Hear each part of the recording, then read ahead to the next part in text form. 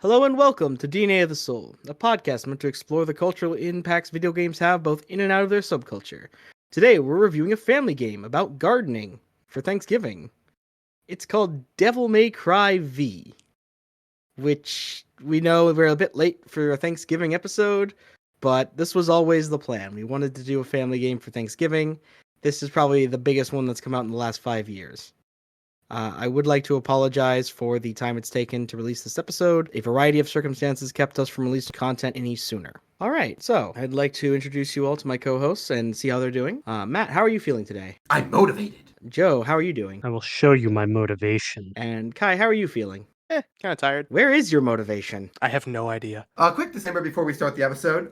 We will be spoiling the plot of Devil May Cry 5, and we'll also be doing some minor spoilers for the other games in the series. If you have any interest in going to these games blind, please do so. These games are very fun and they're wonderful. But yeah, this game does not promote smoking or uses of cigarettes. It's incredibly important to note that this game does not promote smoking or the usage of cigarettes. All right? Is everybody clear on that? I hope everyone in our audience is clear on that. I have a question. I know it's before we start. Why is this a thing? Is there a reference I'm missing?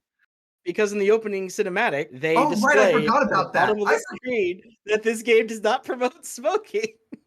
I completely forgot about that because it's at the right at the beginning of the game.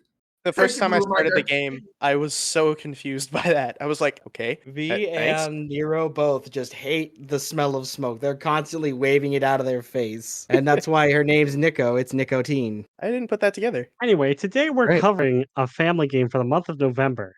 It's difficult to find a more intense brotherly love than in Devil May Cry 5, outside of perhaps Super Mario Brothers. Indeed. And there's a variety of reasons for that, which we will get into later. But suffice it to say, this is definitely a game that's all about the family. Matt, could you give us some background? Yeah, so this is the most modern game we've actually covered. This was released in March 8th of 2019, which I believe the next one that we've covered before that was like 2000s, right? I believe the most recent one it might have been Luigi's Mansion. Honestly, it was probably Luigi's early Mansion. 2000s. It was Amnesia. That was 2010. Arkham Asylum was 2009, right, Kai? Yes, Arkham Asylum was 2009. So yeah, I think Amnesia was our most recent game until now. Still, it's much more recent than any of the other games. This game was developed by Capcom, which is very successful in doing a lot of these types of games like Sengoku Basara, one of my favorite games, Okami, Super Ghouls and Ghosts, and a game, if you're prepared for just absolute craziness, Asura's Wrath. It's unfinished, but it's a heck of a ride if you want to go watch it. If they cut off the DLC to that game, it's literally unfinishable. It's so sad. It is the saddest thing I can possibly imagine. This is not the episode to go into that, but I just want to say to any Asura's Wrath fans out there into posterity, since that is a huge part of the show, I am so sorry. We are sorry, because that game is awesome. It is the 5th game in this series. There was another game developed by Ninja Theory under the same name. It's not considered canon, and I at least didn't do any research on it for this episode, if I'm being entirely honest with my co-hosts here. Now, this game focuses primarily on delivering a premier hack and slash experience. Devil May Cry 5 is probably the single most intense and well-polished hack and slash ever made by humanity. It delivers on every promise of every action movie ever made, more or less. You get to play as a demon hunting badass, and you get to enjoy that experience for tens of hours. The game has over 2 hours just in cinematics alone, not even including the gameplay. Excellent cinematography. It's got incredible animations. The presentation is excellent. From the first cutscene to the last, you'll be faced with impactful characters and beautiful animations, and all of them are polished to a T. I cannot say enough good things about how this game was produced. Absolutely beautiful. And some of that beautiful nature may have been slightly impacted by the fact that Virgil's voice actor, Daniel Southworth, accidentally spoiled the game at Ranger Stop 2015. So people had no idea it existed until that point. So they kind of... The last mainline Devil May Cry game was released in 2008, 7 years prior up to that point. There was an 11-year gap overall. And while he and Nero and Dante's voice actors were at that panel, he made a gentle comment that was something along the lines of, "And we can't wait to come back." And he glances over at his co-host, and they're both looking back at him with nightmare eyes. Whoops. And Dante's voice actor just goes, "Well, we've heard rumors. There's a possibility we could keep doing that." It's like, "Shut up, stop. What are you doing?" Oh man. There's also another report, although I could not find a source on this, so it is entirely rumor and hearsay, that there was another panel where he wrapped his arm around Nero's voice actor and he just pointed at him with, "This is my boy," before the game had released. Whoops. Some voice actors just don't know how to keep their mouths shut. It's really funny. Would anyone like to volunteer to give the plot synopsis? Sure, I will. Plot is how Virgil's brother tries to help Virgil's son figure out that Virgil stole his arm before he teamed up with Virgil's son, so that together they could free Virgil while fighting Virgil, and then Virgil could combine with Virgil and transform into Virgil to fight Virgil's brother, until Virgil's son rushes in, stops their fight because he doesn't want to see Virgil's brother and Virgil's brother's brother fight anymore. This plot synopsis contains 13 different Virgils. Does anyone want to try giving another plot synopsis without joking about how Virgil won't pay child support? No. In all seriousness, the main plot synopsis is Virgil wants to remove his human half so that he can gain more power through a massive blood ritual consuming an entire city, all for the sake of beating the shit out of Dante because he's petty. And then No, Nero... he's motivated. He is motivated. Okay, he's motivated to beat up Dante for extremely petty reasons. But Virgil's human half that he cut out of himself with the Yamato goes to get Dante so that they can beat up the now fully demon version of Virgil. And then Virgil's son Nero comes and joins them. And then they all lose. And then you have to go on the big journey of gathering power and into an even more badass devil in order to fight the fully powered up Virgil before Nero transforms, finally getting Devil Trigger for himself without having to use the power of the Yamato to cut Virgil and Dante apart before they go to hell to fix all the problems that Virgil caused. I would like to point out that Virgil is looking for a sword, Dante is looking for a hat, and that Nero is looking to become not dead weight. If you couldn't tell by us talking about the plot synopsis, while there is a plot to this game is supposed to be silly and ridiculous, and that's part of the fun of it. Like, yeah, there's some like heart-wrenching moments in it a bit. There is a literal point where Dante puts on a hat and dances like Michael Jackson. So Don't take this game seriously.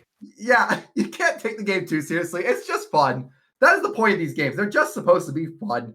I will do a quick cast roundup here. So we have the three primary protagonists, Dante, Virgil, and Nero.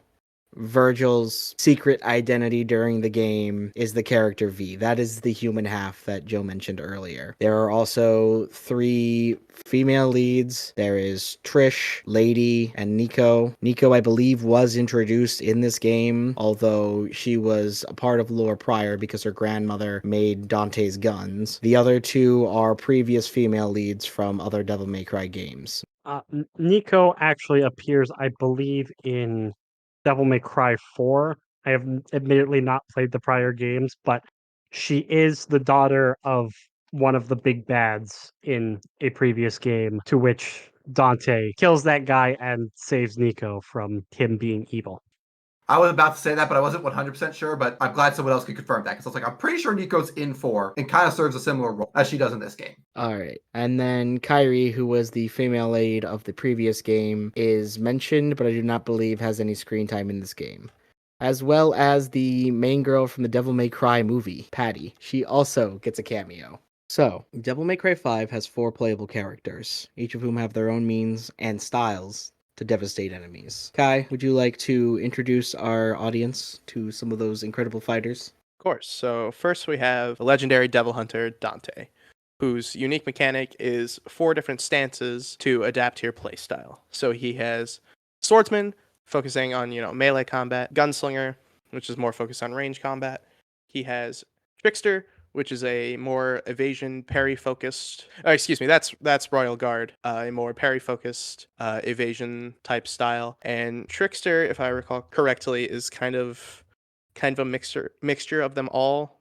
It's kind of a jack of all trades stance, if you will. And then you have V, Virgil's alternate form, who doesn't attack himself, but commands his shadow animals to attack for him, which he then has to deal the finishing blow to take care of enemies. So he has is it a panther? Is some kind of wild cat? And a cattle, I think. is what it's supposed to be. It's a demon Ah, cat. Yeah. demon cat, and a bird as well. And for his ultimate, he summons a giant monster. Then you have Nero, which has a variety of prosthetic hands he can use that have a variety of effects. And Virgil has motivation, and I will not elaborate further. I will elaborate one more thing, which is that Virgil is a DLC thing. He is not playable in the main story. But Right. yeah, Virgil's gameplay is motivation. He's got a katana, and he really likes that katana. He will do every stylish thing under the sun he possibly can with that blade. So in summary, he's motivated. Kai, can you tell us a little bit about how you interact with enemies, Uh, other than just by punching them into a bloody pulp? I was gonna say you hit them, you shoot them. I don't know what you mean. Well, there are some taunting mechanics where Dante can goad enemies into attacking him, which can bait them into a variety of things. You have The taunts also feed into the gameplay's biggest system that motivates you to get better at the game, being the rankings that go all the way from D to triple S. yes, so Super sizzling sexy. right, Super Is that- sexy style. yeah, super sexy style. It's one of those in a different game then. I don't know Right, what game it is. it's dismal, crazy, badass. What's Apocalyptic. apocalyptic, styling. I forget double S. I think it's just super stylish, and then triple Super S stylish. is the super sexy stylish. So yeah, there's a variety of ranks you can achieve based on your variety of combos, which you do have to change up moves. You can't just spam the same moves and build up combo. You have to mix in your guns, your swords, your devil trigger. This mixture and variety is what builds up your combo. So it's a very, very creative way to push the player to get more creative with their attacks. And why do I want a high combo? Because that is how you get red orbs. And red orbs are how you upgrade your character to buy more abilities, new weapons, things like that. So the more stylish I am, the more stylish I can become.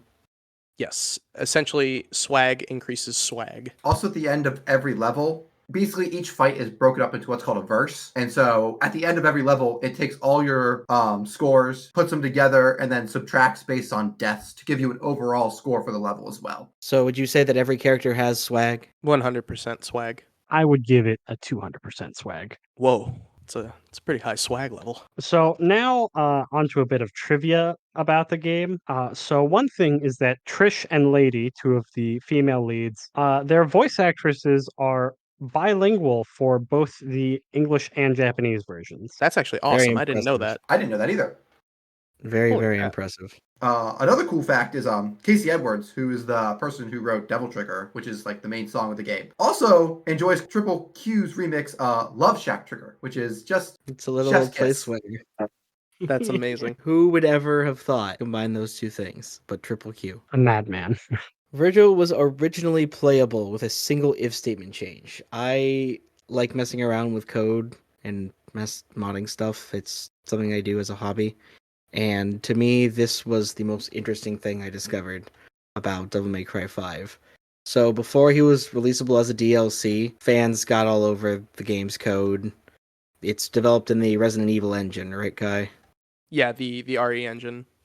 Which has existed for decades at this point. Well, the more modern iteration of it was introduced back in 2017 with Resident Evil 7. Right. Well, they were using the base game's utilities to test out Virgil's kit for his boss fight at the end of the game. And they made it very easy to access that if you just changed a single value from false to true, essentially. Basically, should I play as Virgil? False. And if you change that one value, you now got to be Virgil before the DLC ever came out, and he was just missing a few of his moves. What's this game You written mean- in? Do you know? I have no earthly idea. I would hope something like C#, but knowing how protective Japanese game companies are of their code, I would not be surprised if it's something entirely in-house. Speaking of mods, do we know any other cool ones? There's a mod that took some of the unused animations with Nero, where he rips off his mechanical hand and declares, quote, "I'm going to take this hand and shove it up your ass." So fans have Yeah. gotten pretty creative with some of the mods. But It's a shame that got cut. I agree. That was in the game. It was part of the game. I don't know why they cut it. It's very in character for him. Nero likes to swear a lot. Yeah. Like a lot. And then finally, something that I thought about when I was reviewing this game that made me slightly upset is that when V goes to hire Dante to help him fight the other half of Virgil that's gone crazy. He tells him, we're going to fight this demon. You'll want to fight him. He is your reason. The demon's name is Urizen. Your reason. think I was just 8 years old when I read this. Urizen. They just kind of gave up with that one, huh? I think V was just messing around with him, or that Dante heard what he said and just wasn't paying enough attention and was like, oh, it's Urizen. Of course. That's who we're going to beat up, Nero. Come on, get in the van. And then Nero said, I don't have my arm anymore. And then, well, Dante calls him the D word. Dead weight. Dun dun dun. What is everyone's favorite V poetry line? V is a colossal nerd. He is the edgy edge boy. He listens to MCR and Stained and every sad thing under the sun. So I would like to go first. Go It's a for silly line, but I love that he just goes, I have no name. I am but 2 days old. Just kidding. You can call me V. When you realize he's not kidding and he's just about 2 days old. He is not That kidding. just makes it so funny. My favorite one that I found from the list was one that I heard a lot, but it's just to see a world in a grain of sand and a heaven in a wild flower.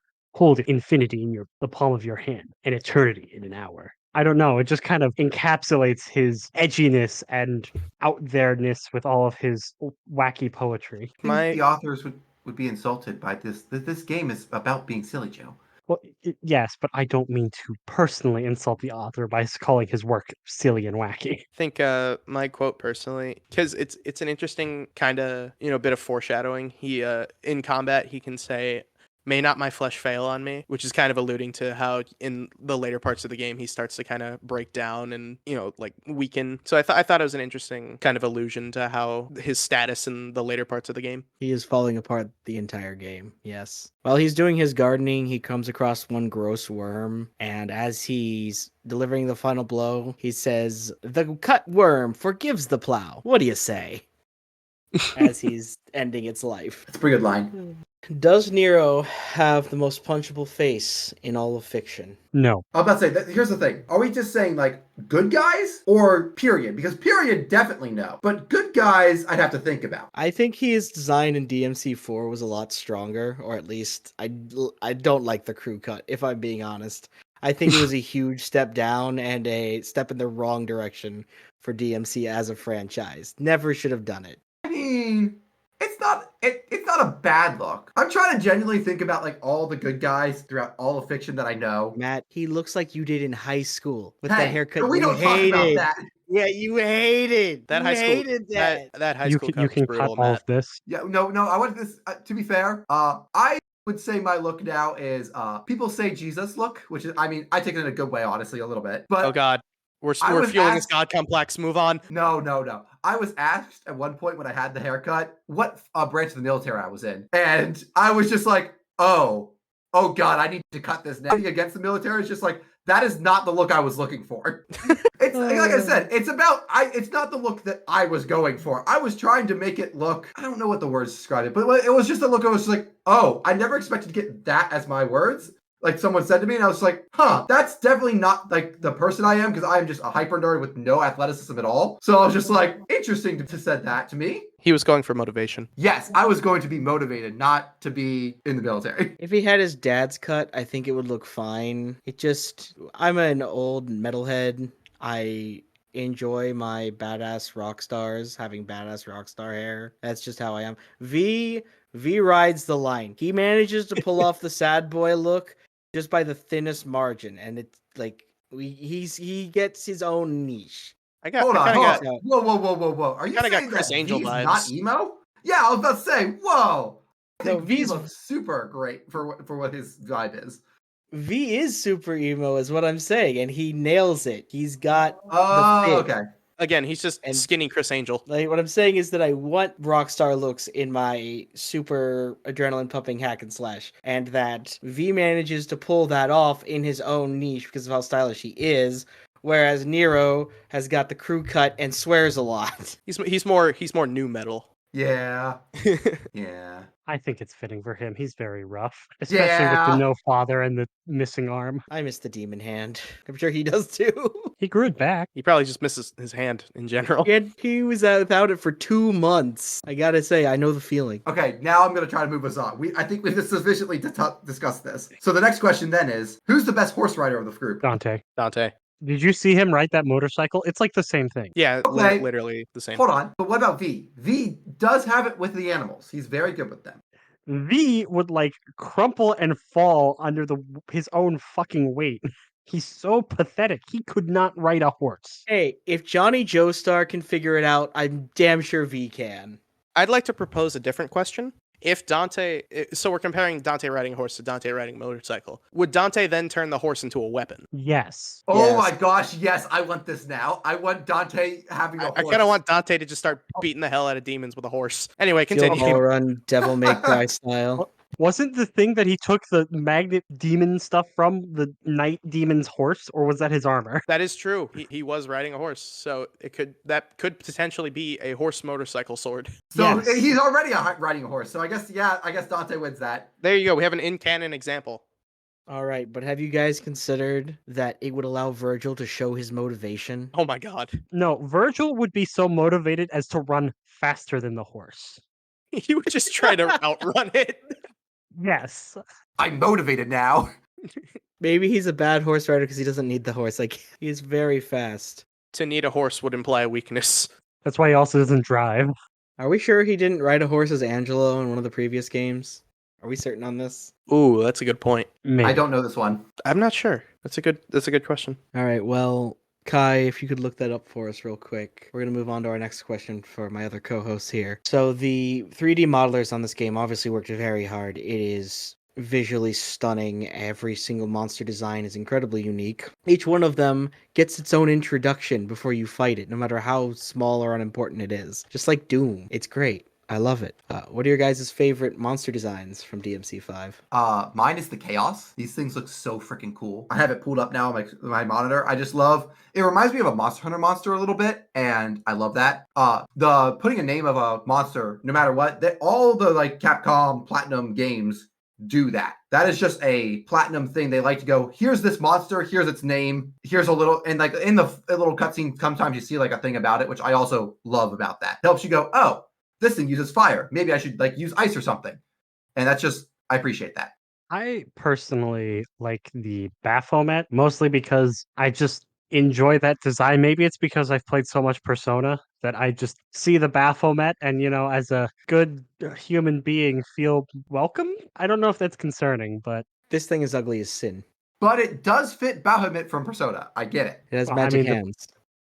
the Baphomet from Persona is based off of actual depictions of the Baphomet anyway. It needs more monster parts, I think. As for me, my favorite's definitely gotta be the Death Scissors. Just because every time I see it, I think of Clock Tower. Man. I also almost said that, but also, I believe that's based off of, don't quote me on this, but I've seen it in other games depicted in the same way. So I'm pretty sure, like, there's a couple Castlevania games that have it. Bloodstained Ritual of the Night has it. I'm pretty sure that's, like, based off of a myth of something, like that exact thing of specters having those scissors like that. It's the Scissor Woman, the Japanese horror Well, story. no, Yeah. she's more so like just in a trench coat with a face covered by bandages. The Baba Yaga, the Russian folktale. Like I said, I don't know where it's from, but I'm pretty sure it's from something. But I do like the design of it in this game. It was right there on the top of my list as well. As for seeing Angelo on a horse, I haven't found anything. But as for my favorite design, is it unfair to say Dante's Devil Trigger? Yes. Yes, we explicitly banned the humanoid characters for this question. Okay. Then, Now he has to think. yeah, I And know. that's not fair. Because the there's so many. obvious answer is Dante. Because I was- Dante looks amazing with his devil I was trigger. gonna say Urizen looks really cool, but that's humanoid. Honestly, just like I forget its name, but the giant Nobody. variant of what? Just go with nobody. It's a literal enemy name. No. But I have a specific one in mind. I just can't remember the name. It's the giant variant of the bugs you fight in the beginning. Those things look really cool. Oh, Cut yeah, redo. the Needhog. Mm-hmm. Yes. The Nidhogg was the gross worm thing. Oh, then what am I thinking of then? There was the Needhog hatchlings, the thing you put in the Yeah, obstacles to open them up. And then it had like the full grown one that was the guy that V killed. The worm that forgave the plow. Yeah, it was the Impusa Queen. That's what I was thinking. Ah. Oh, yeah, okay, that.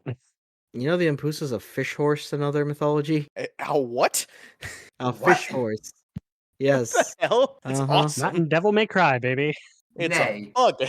So, moving on, as much fun as the monsters are, something that bothered me when I was watching and playing the game a bit, I got the impression that V just assumed everybody knew who he was from the beginning. So, like, he tells Lady that he was glad to see her well, and she's just like, thanks, I guess. But he's just, the entire time, he's just acting like himself, more or less, but a little bit toned down. He's just casually talking with people like he knows them, they should know him, he fits right in, he's been a member of the gang the whole time. Yes, I 100% am on board with that. Where he's just like, yeah, guys, I mean, I'm V. You know what? If you're gonna ask me, it's like he makes a quote when he's asking my name. It's probably partially a joke because he's like, oh, they're gonna be funny. I'm just gonna call myself V, and they know who it is. It's obvious. And then everyone's like, who is this guy? Did Dante have a third brother? Or Dante's second brother? other brother. Does Virgil's brother have a brother? Does Virgil's brother have a brother? And is it their brother? Who knows? All right, now before the grading, I would like to mention my 3 favorite no context quotes before we go any further. These are all actual lines that professional voice actors had to say before this game was allowed to be released to the masses. This game, which grossed a third of all Devil May Cry games total in its 20 plus year history. Dried up Dante jerky. Toilet need flushing. Tummy teeth. I That is don't like all. that one. I don't like tummy teeth. That makes me think of like the gaping dragon from Dark Souls, and I'm just like, no. Dante's jerky is up there with like Jill Sandwich for me. That is iconic. Toilets need flushing. This game has some All great right. lines. The thing I wanted to say for the no context quotes would be in the final cutscene where Nero finally activates his devil trigger and he slaps Dante away as Dante lunges at him. Dante's just sitting on the ground. That bitch slap nearly killed me. That's another good one. So, in the before category, we have given Devil May Cry 5 a 4. Devil May Cry 4 way outsold DMC 3. The sequels to Devil May Cry 1 sold significantly fewer copies than the first one had, but the fourth game, I believe, was considered a much more potent return to form. It introduced Nero. It performed much better than 2 or 3 did, by a magnitude of like 3 times. Unfortunately, it was also released in 2008, which was 11 years prior to DMC 5, and these games don't have a whole lot going on with them outside of, their own little action hack and slash ecosystem. So we did have DMC by Ninja Theory in 2013, but still, it was an 11-year gap off of their highest selling title to date. And so that and- lost it a point. And Ninja Theory's DMC was not received well. The way it Sold interpreted, great. yeah, it sold great, but critically, it was not received great because of how characters were changed and everything. They just, in hindsight, it is looked upon not well. People are pretty happy that DMC 5 came out.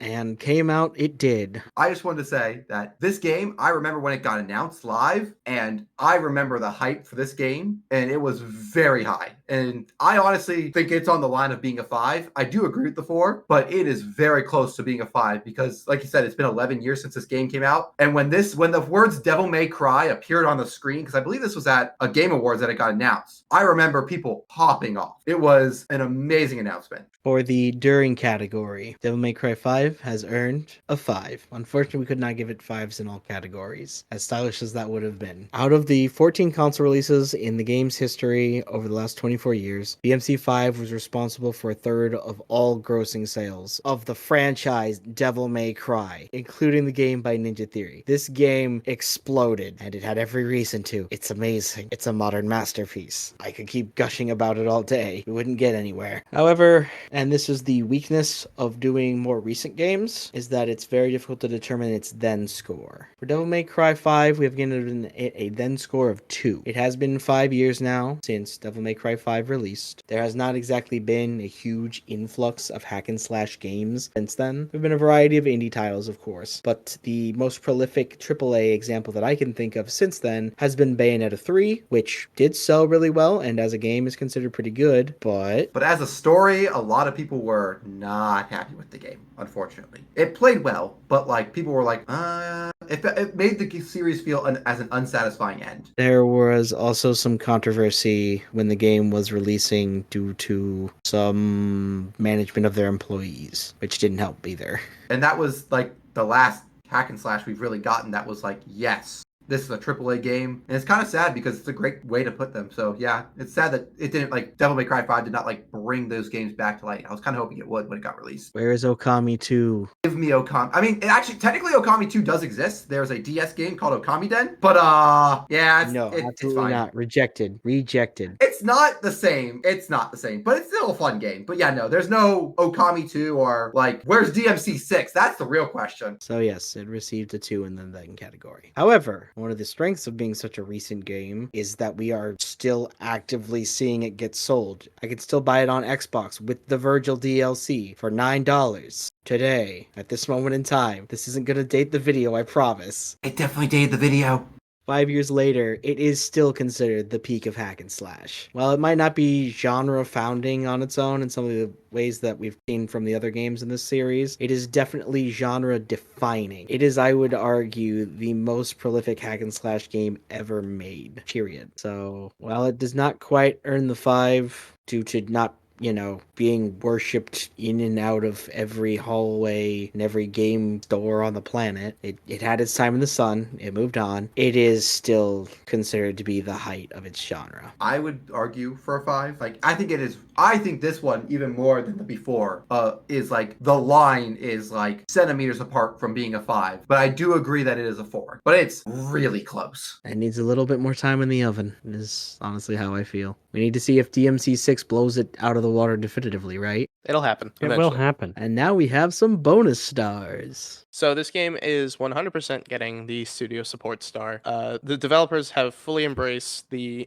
sort of meme culture that has enveloped the game. They've creating official voice lines for mods, like implementing dead weight as D rank instead of dismal and things like that. Just mod support, dev support. It's been great. So it's 100% earning the star. I'm sorry. I just clicked in my head to why that's so funny of them changing it to dead weight. It's clicked great. in my head. That's so funny. You just have to play the game, ladies and gentlemen. So, we have also given it the Creative Contributions star. Bury the Light and Devil Trigger, among other tracks, are extraordinarily well known. The soundtrack to Devil May Cry 5 has been extraordinarily influential in gaming media and gaming culture. You can find it combined with the greatest landmarks in gaming history: Metal Gear Rising: Revengeance, the B-52s, I could go on. Blink 182.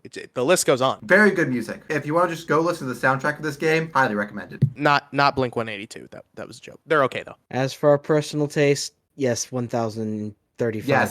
Yes. Absolutely. Yep. Buy Yes. this game, play this I'm game. motivated. Have a drink, get some friends, laugh at Nero's haircut. It's a great time. This game is phenomenal. I love it to death. I am ashamed that I did not play it earlier. Quick question though. Why does the devil need permission to cry? Well, you see, at the end of the second game, you changed the name of it to Devil Never Cry. And then by the start of the third game, it was back to Devil May Cry. Because So- him and Trish weren't... Oh. So we're uncertain of the nature of the devil crying or not. Well, he can cry, but he will be a little bitch. Okay, I know we're making fun of it, but the devil may cry because when Virgil is falling into hell, he cuts his brother's hand, telling him not to follow him there, and that is why Dante wanted to cry. So he may And cry. Lady said even the devil may cry. So, Devil May Cry 5 has earned a final score of 1,844 points, which puts it within a stone's throw of Silent Hill 2, Damn. which is impressive for a game that came out only 5 years ago, and that I'm certainly hoping will become more and more part of general culture as time passes. I definitely see it happening. The score will go up. Thank you all for joining us. We just have one last question for you all. Are you Where's your feeling motivation? Motivation. We still all James, said different lines. Bruh. Not You me guys too. No. Leave that in. God damn it. Fine. Done. Pit him to the wall. A good week, guys.